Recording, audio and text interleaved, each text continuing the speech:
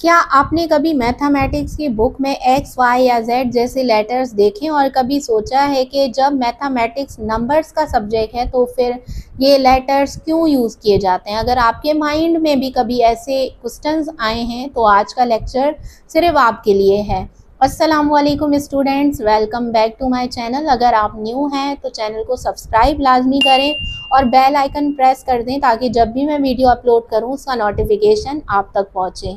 आज हम बिल्कुल बेसिक लेवल से समझेंगे कि अलजबरा क्या होता है, इसमें लेटर्स का यूज़ क्यों होता है और इसके बेसिक कॉन्सेप्ट्स क्या हैं। तो चलिए स्टार्ट करते हैं basic algebra.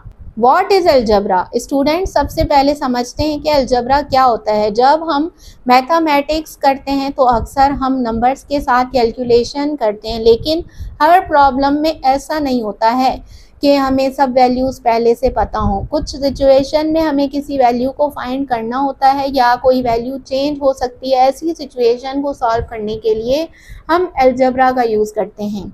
Algebra is a branch of mathematics in which we use numbers, letters and mathematical operations to solve problem.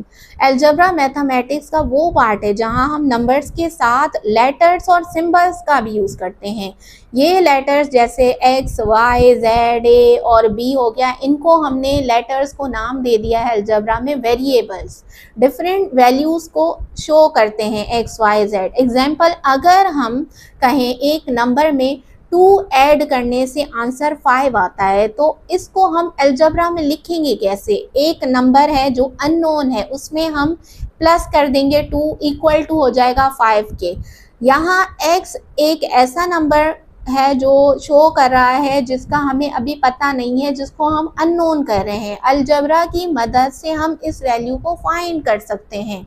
Y do we use algebra? अब सवाल ये है कि हम अलजबरा को क्यों यूज़ करते हैं। अलजबरा का पर्पस सिर्फ क्वेश्चन सॉल्व करना नहीं होता, बल्कि ये हमें प्रॉब्लम्स को इजी वे में समझने में हेल्प करता है। हम अलजबरा का यूज़ करते हैं सबसे पहले अननोन वैल्यूज़ फाइंड करने के लिए, यानी ऐसी वैल्यूज़ जो हमें पता नहीं होती, उनको फाइंड करने के लिए, उनको सॉल्व करने के लिए, उनको ढूंढने के लिए। दूसरा, मैथमेटिकल और रियल लाइफ प्रॉब्लम सॉल्व करने के लिए। एग्जाम्पल, आपके पास कुछ एप्पल्स हैं, आप 2 एप्पल्स किसी को दे देते हैं और आपके पास 3 एप्पल्स बच जाते हैं, लेकिन हमें नहीं पता कि शुरू में कितने एप्पल्स थे। तो हम इस सिचुएशन को अलजबरा में लिख सकते हैं x - 2 = 3। यहाँ x स्टार्टिंग एप्पल्स की क्वांटिटी को शो कर रहा है। इस तरह अलजबरा रियल लाइफ सिचुएशन को भी रिप्रेजेंट करने में हेल्प करता है। How does algebra work? Students, algebra को समझने के लिए हमें कुछ बेसिक कॉन्सेप्ट क्लियर करना ज़रूरी है। ये कॉन्सेप्ट अलजबरा की बिल्डिंग ब्लॉक्स कहलाते हैं। अगर आपको यहाँ तक लेक्चर समझ आ रहा है, वीडियो को लाइक करें और अपने फ्रेंड्स के साथ ज़रूर शेयर करें और कमेंट में यस लिखें या फिर लिखें यस हमें समझ आ रहा है। इनमें शामिल हैं कांस्टेंट, वेरिएबल, कोएफिशिएंट, लिटरल और टर्म। अब हम इन सब कॉन्सेप्ट को वन बाय वन समझते हैं। कांस्टेंट, सबसे पहला कॉन्सेप्ट है कांस्टेंट। कांस्टेंट का मतलब होता है ऐसी वैल्यू जो चेंज नहीं होती। A constant is a value that never changes, यानी एक फिक्स्ड वैल्यू जो हमेशा सेम रहती है। एग्जाम्पल 0, 1, 5, 10, -8। जैसे अगर हम नंबर 5 लिखते हैं तो वो हमेशा 5 ही रहेगा, इसलिए 5 एक कांस्टेंट है। वेरिएबल, अब हम समझते हैं वेरिएबल। वेरिएबल एक लेटर या सिंबल होता है जिसकी वैल्यू चेंज हो सकती है। Variable is a letter whose value can change. Variable word very से बना है जिसका मतलब होता है चेंज होना। Example x, y, z, a, b। Example, एक क्वेश्चन में x = 3 है और दूसरे क्वेश्चन में x = 10। यहाँ x की वैल्यू चेंज हो रही है, मतलब जैसे क्वेश्चन होगा वैसे उसकी वैल्यू चेंज होगी, इसलिए x एक वेरिएबल है। वेरिएबल का यूज़ हम डिफरेंट वैल्यूज़ को शो करने के लिए करते हैं। कोएफिशिएंट, अब बात करते हैं कोएफिशिएंट की। स्टूडेंट्स, कोएफिशिएंट को समझना बहुत इजी है। वेरिएबल के साथ जो नंबर लगा होता है और वेरिएबल को मल्टीप्लाई करता है, उस नंबर को कोएफिशिएंट कोफिशिएंट कहते हैं। 3x, x क्या है, वेरिएबल है, 3 को हम कोफिशिएंट कह रहे हैं। यहाँ 3 कोफिशिएंट है और x वेरिएबल है क्योंकि 3x के साथ मल्टीप्लाई हो रहा है।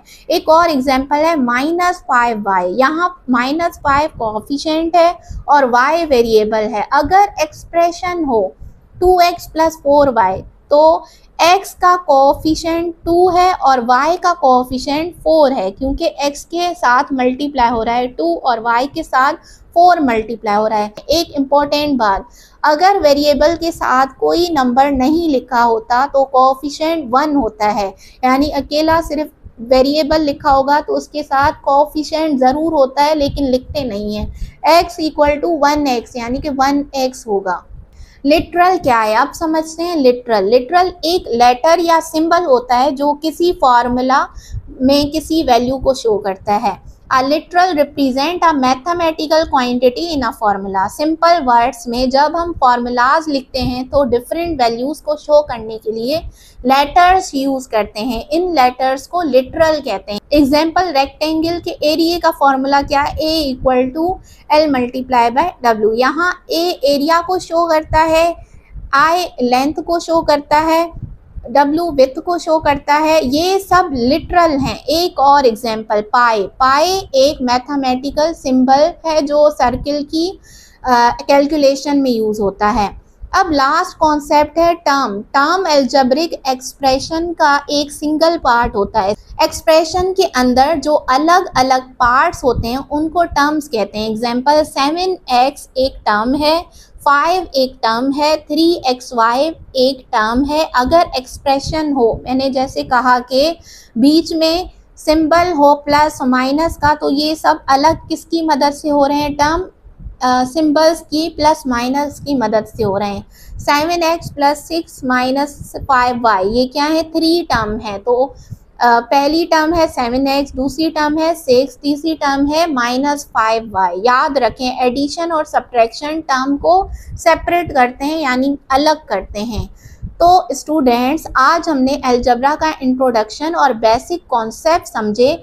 हमने सीखा कि अलजेब्रा क्या होता है और इसमें कांस्टेंट, वेरिएबल, कोफिशिएंट, लिटरल और टर्म का क्या रोल है। ये कॉन्सेप्ट अलजेब्रा की स्ट्रॉन्ग फाउंडेशन बनाने के लिए बहुत इंपॉर्टेंट है। स्टूडेंट्स, लेक्चर के एंड में हम कुछ प्रैक्टिस MCQs भी सॉल्व करेंगे ताकि आप चेक कर सकें कि आज ये कॉन्सेप्ट कितने क्लियर हुए हैं। नंबर 1 MCQ है, which of the following is a constant. इनमें से कांस्टेंट कौन सा है। ए ऑप्शन है x, बी ऑप्शन है y, सी ऑप्शन है 7, डी ऑप्शन है z। नंबर 2 है, which of the following is a variable. इनमें से वेरिएबल कौन सा है। ए ऑप्शन है 12, बी ऑप्शन है x, सी ऑप्शन है 11 एंड डी ऑप्शन है 25। नंबर 3 है, what is the coefficient of x in the expression of 9x। 9x में से आप बताएं कि कोएफिशिएंट कौन सा है। ए ऑप्शन है x, बी ऑप्शन है 1, सी ऑप्शन है 9, डी ऑप्शन है 0। नंबर 4 है, how many terms are there in the expression 5x + 7 - 2y। इनमें ये जो एक्सप्रेशन है इनमें कितने टर्म्स हैं। ए ऑप्शन है 2, बी ऑप्शन है 3, सी ऑप्शन है 4, डी ऑप्शन है 5। नंबर 5 है, which of the following is an algebraic expression. इनमें से अलजेब्रिक एक्सप्रेशन कौन सा है। ए ऑप्शन है 8, बी ऑप्शन है x + 5, सी ऑप्शन है 12 = 12, डी ऑप्शन है 20। इन 5 MCQs में से आपकी कितने सही हुए हैं आप कमेंट में ज़रूर बताएं। अल्लाह हाफिज़।